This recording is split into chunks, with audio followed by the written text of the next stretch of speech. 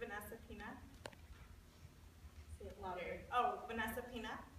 Jessica Flipson. Lindsay Adams. Alexandra Parker. Amy Oshiro. Okay, so today we're going to talk about hip-hop culture, and we're talking about a little bit how it influences the society within the films, music videos, lyrics, and anything, songs, and anything like that. So this is a little bit of a quote. You can go ahead and read it to yourself. Has to do with hip-hop. And then, so what is hip-hop culture?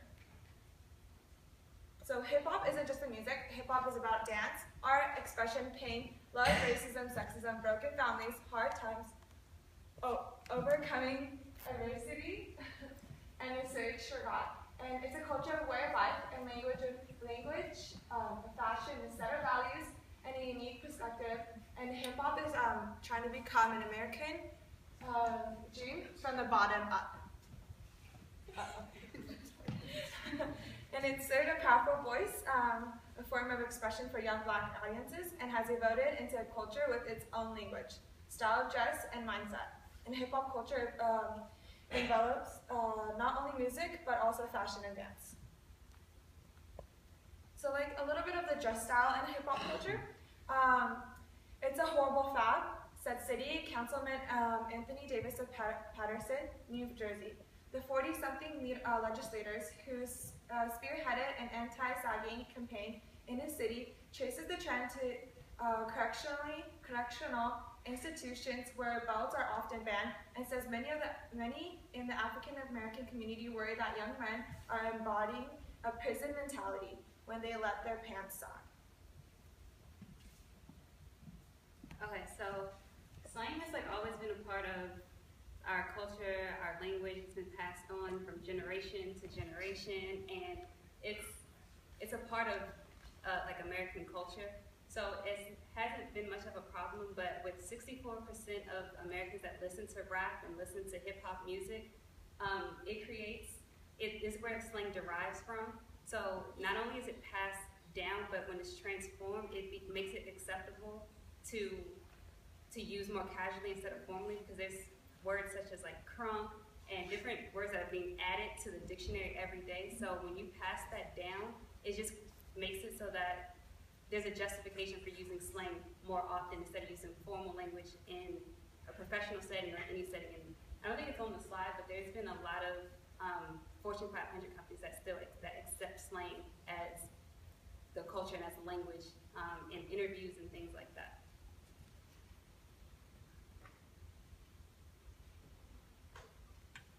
To tie in with slang being used within our society, I think one of the biggest terms right now that everyone says is YOLO, and this relates to our Cares lifestyle. With YOLO, you only need one. You only live once, and that actually pertains to the whole alcohol, drug abuse, and the deviant behavior and relationships.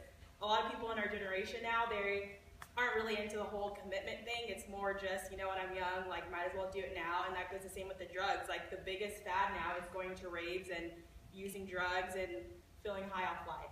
So with that music, obviously the behavior goes along with it, and when you're under the influence of things such as drugs and alcohol, you do have deviant behavior that could lead to abuse, not only within your relationships, but also with just everyone, because when you get that liquid courage, that gives you that courage to go up to other people and man up another person as well. And with that comes relationships. Within our generation, we see so many TV shows and films that are based off of promiscuity, and that is a big thing that has to do with rap music, because a lot of the artists talk about, oh, I want to be with this girl one night and leave with this girl, but I came with a certain person. And a lot of our reality TV shows are being based off of broken relationships within the hip-hop culture, like Love and Hip Hop. And for this example right here, this is Celebrity Rehab Couples Edition. So this just goes to show you that the music really does have an influence on it, because younger people are influenced by rappers and they want to be like rappers. So a lot of people in the rap industry are seen as idols. So in this, it says that it is proven that 51% of those who engage in casual sex and infidelity prefer to listen to hip hop and rap as their genre of choice, and that's usually between the ages of 16 and 24, so people that are older in high school all the way up until college students.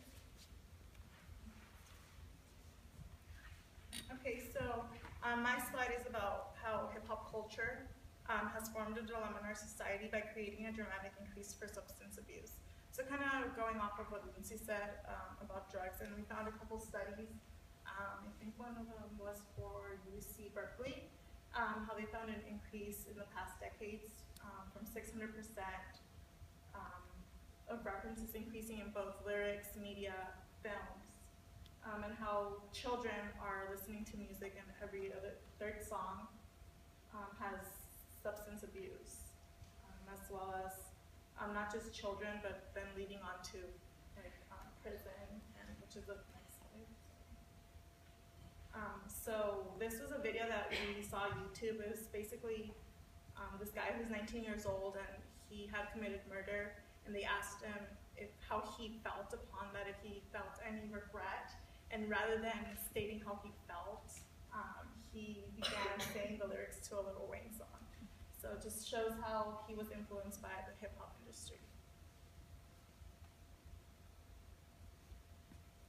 Okay, I'm going to talk about reckless behavior, and going off what Vanessa said, there's a lot of music that influences, and when this guy in my child development class talked about his dad, who's a homicide detective, and they interviewed a serial killer, well, not a serial killer, he just killed someone, and they said, why did you do it? And he said, because in Lil Wayne's song, whatever he listed the song, he told me to do it.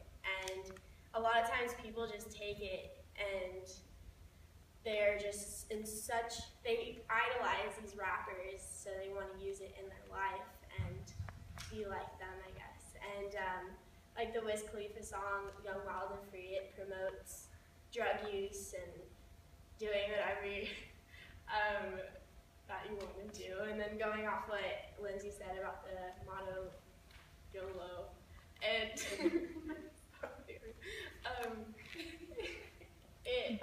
it encourages people, because so many people are talking about this phrase and this rap song, that it kind of just encourages people to act in this way and gives them the right to do it.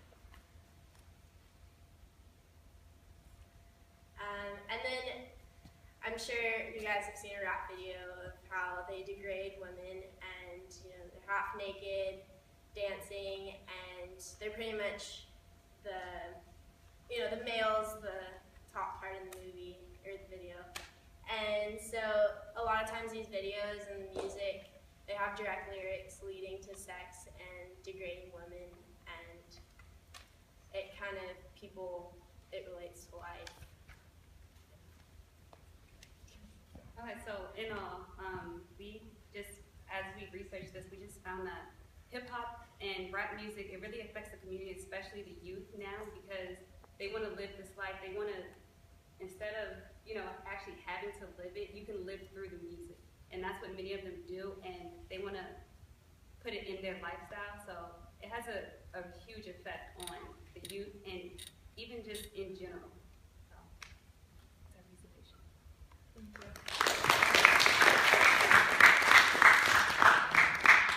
Can you go back and say your names just one more time? Oh. You just want to get out, huh? I got up at 3 a.m. for work today, so I'm so tired. Oh, Alexander Parker.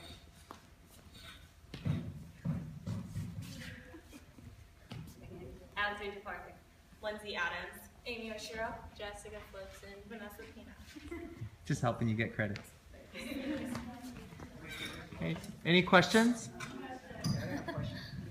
Why is it that you only focused on one side of hip-hop and not the other? Like, you focused on the mainstream, but you didn't focus on Kendrick Lamar's To Pimp a Butterfly. You didn't focus on 2014 J. Cole's, what was it, Forest Hill Drive. Or you didn't focus on Logic's Under the Pressure. You didn't focus on real hip-hop that actually really mattered. You focused on mainstream. Mainstream, because that is the most popular thing that we do here on our radios, and the thing that does affect our younger generation. Because a lot of the older people do listen to the older hip-hop, and it does have a better input. That's recent hip-hop. Okay, well, the older rappers, I meant to say. But if you think about it, you're talking about J. Cole. J. Cole puts out a song like every blue moon, number one. Like I follow J. Cole, like I'm in love with the man. So I know he puts out songs, and yes, he has a great message. I love J. Cole. Yeah. But the songs that you hear on the radio, he's not underground. But then you're just focusing on like mainstream. Yes, music. Yeah, that's what our focus our project is. That's different from hip hop. So Okay, but you can say the same thing about film too, because what about the films that are educational? We don't watch those. Like, our project was literally just that's about. like pop hip hop. That's what you bang in the club with. Like you don't listen to that to like get a message. That's I never say We didn't say we're getting the message, but this is the part that's most affecting our youth. If you're focusing on like hip hop, it's only this. I know you're a little salty right now, but this is this is what Yeah, this is just like our that's focus. that's just what we focused on. Like I understand what you're saying. I'm not sure what's the question. This is just a comment. Like in defense of you guys.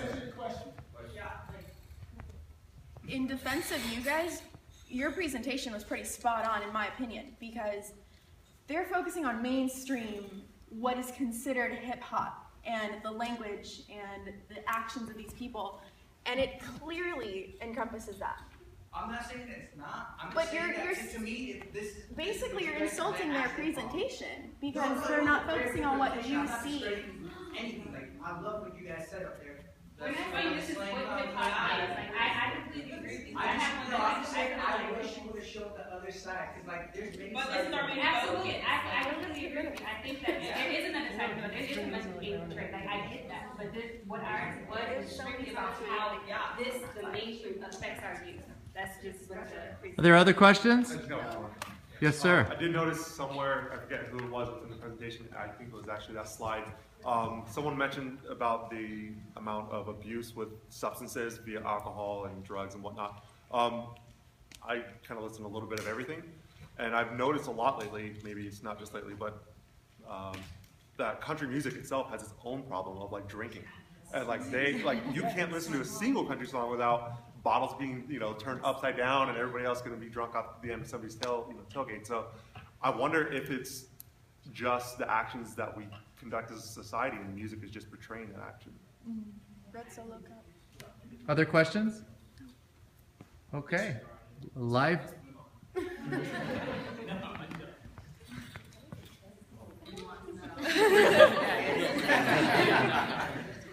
What is your comment? Who's up next? All right, everybody. Thank you.